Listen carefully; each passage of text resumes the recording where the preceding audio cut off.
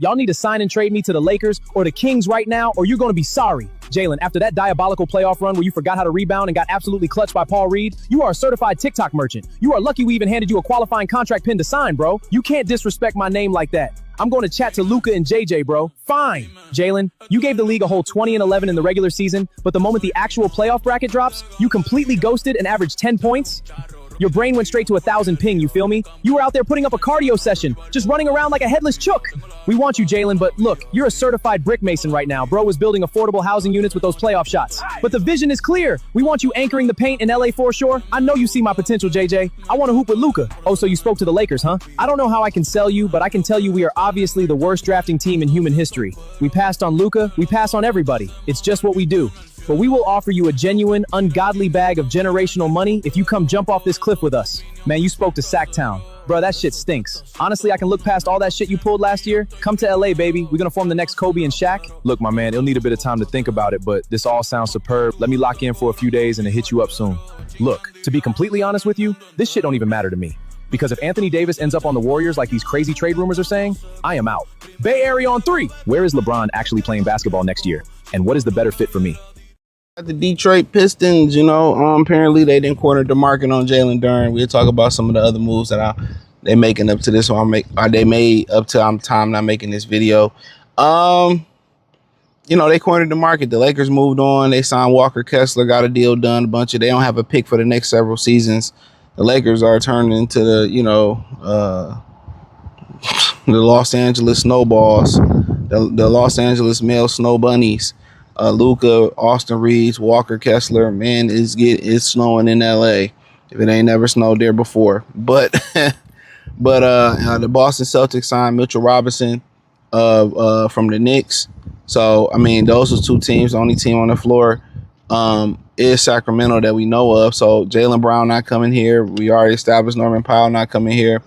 Honestly, the only other team that showed interest that I don't think even made a major move yet was the Sacramento Kings. So the Sacramento Kings is the only team that hasn't made a major move. So very interesting, to be honest with you. Very interesting. Sacramento's the only team that hasn't made a major move, for nobody. So and the Pistons have said they're stressed that they're not interested in doing that. And the thing about it is, two of the top guys that the Pistons could have got to help fill that void, if they don't like Sabonis, on the market is gone. Robert Williams went back to Portland. Mitchell Robinson went out to Boston. So yeah. So in general, they trapped Jalen Duren. They can match any offer. Most teams wanted a sign and trade. And LA was like, okay, we can make an offer to Jalen Duren. And guess what? If we make that offer to Jalen Duren, and then we miss out on a Walker Kessler opportunity, because Walker Kessler turned down the Chicago Detroit Pistons to our playlist. He turned down offers to stay in Utah, and and he only played like 30 games last year, if that.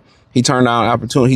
If we turn this down with Walker Kessler, and we put an offer in for Jalen Duren and the Pistons match it, then we lose. We don't.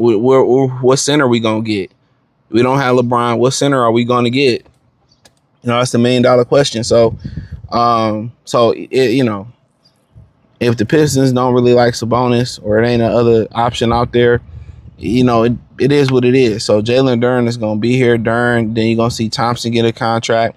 Also, it's been said that Tobias Harris, the sticking point with Tobias Harris was that, he wanted more than one deal. The Pistons only was willing to give him one deal, 1 year deal. I know they still got Mark Williams out there, but Duren is going to be back maybe for $30 million this season, because at this point, only people that can really, match that offer is Sacramento, I think. I don't even know if they can match it without a sign and trade. Don't think they can. So the two teams that could have did it, off the market. So he'll be back here probably for $30 million. I mean, Trajan Langdon played this beautiful.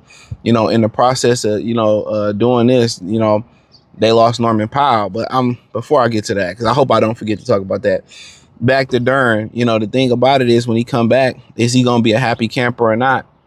Are you gonna have somebody in your locker room that's not gonna be a happy camper? That needs to be, really spoke about. What type of person he gonna be in that locker room? Because he honestly wanted to leave and I don't know what makes you a restricted free agent as a rookie. But you know, that's one of the worst things that happened to him was being a restricted free agent. You know, so had he been free, you know, the Pistons, you know, may had to work with him to get where he need to go.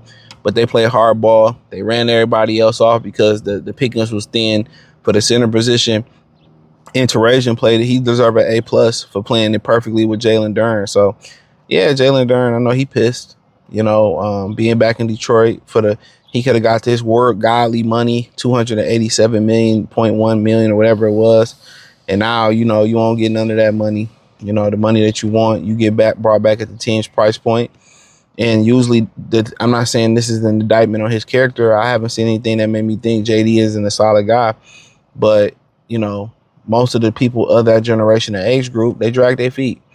But, you know, to carry on,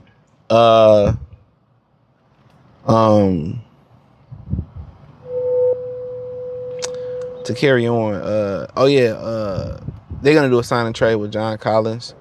It's gonna create a trade exception for the Clippers, and I guess it's going to soften the blow. I don't know what the trade is gonna be. Maybe it's gonna soften the blow financially for the Pistons. They also said they're gonna keep Duncan Robinson as well too. They're suspected to keep Duncan Robinson. Norman Powell, let me get there. Apparently the Miami Heat, you know, here's some news about Powell.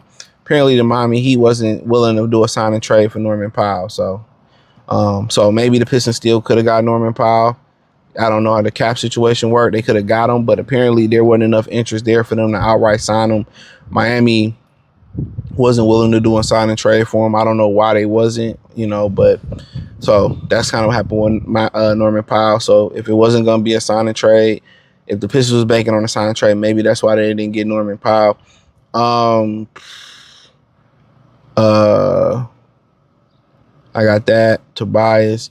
And then a lot of people are saying that the Pistons haven't done enough. And I'm going to say this, I agree, because when the expectation was shot, and this is, you know, through the media, right? When the expectation is Austin Reeves, when our expectation is, you know, Trey Murphy and all these other names, Kyrie Irving, and then you get Isaiah Joe and John Collins, it's like, no, I mean, you know, do you feel a lot more comfortable about where the Pistons are at? Like, do I feel like they really took control of the East? Or do I feel closer to it's probably going to be a slide? And I agree, it's probably going to be a slide next year. You know, do I feel like did they upgrade those two positions with Isaiah Joe and Tobias Harris? Yeah, but they ain't saying much. You know, when you still go out there, who going to get you a shot? That we still don't, and then we may get that answer. If I'm a betting man, we not gonna get that answer. They don't have nobody that can get them a shot still. You still banking on Karis LeVert coming off the bench unless he in the trade. You still banking on Asar Thompson to, you know, to get better and get off it. They still don't have a shot creator, bro. I bullshit you not. But everybody can talk about Isaiah Joe can shoot it and he underrated and man, look here. They shot creation can and Sasser and it's supposed to be another move. I don't know if it's going. They shot creation is no better than it was last year, bro. Now, are they stronger in certain situations? Yes. In the starting lineup, they got a lot of shooting and spacing. I think John Collins can get back to rebounding the ball the way he did in previous years. That's even more of an upgrade over Tobias. He's not a great defender, though, but, I mean, Tobias at the end wasn't either. Isaiah Joe can shoot it and all this.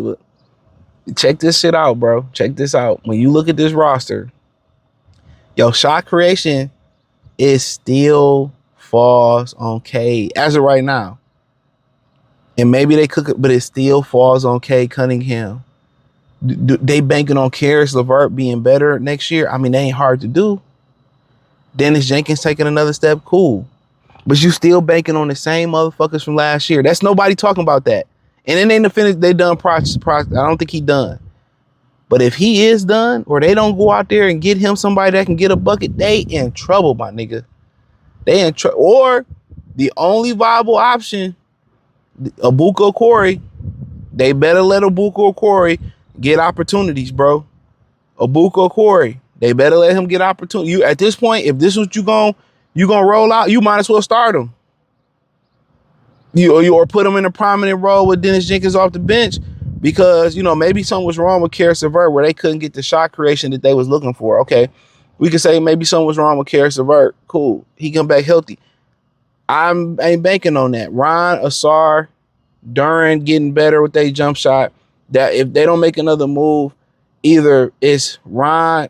Look here, Duren, Ron, Asar, Dennis Jenkins, Kay Cunningham.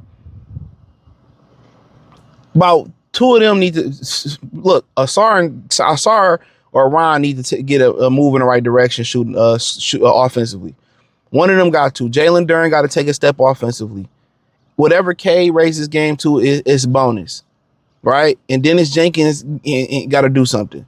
But in general, they need one or two K and Nassar to take a jump. They need Duren to take a jump. They need Jenkins to take a jump, or Corey to come in and play. So we still haven't solved our problem. Maybe they not done yet, but it won't be Jaylen Brown. So if you looking at the possible people that it's probably going to be via trade, Kyrie, because they didn't get Kawhi. They still can look at Kyrie. You still can go out there and look at Zach LaVine. So you still got a couple, but as of right now, they got better shooting. Their bench is stronger. I think they're gonna add another big guy, even with Duren. It won't, I guess they got the young guy. He'll probably take the third wheel role out of the big fellas that Stewart left. Paul upgrade. Duren's probably still be here, but in general, they need another shot creator. So I don't know if they go to Houston and see what they can get down there with Russell Reed or with Shepard. I don't know if they go look at KD, but in general, they need another shot creator. Somebody can get their own shot. If not, you banking on the same thing last year, development, Dennis Jenkins, Kay Cunningham, and possible wild card, Obuka or Corey. So that's just what it is, bro. But other than that, it was something else I wanted to say. But I can't remember. But hey, check out the Detroit Pistons Talk playlist. Thumbs up the video, share the video, subscribe to the channel. Peace.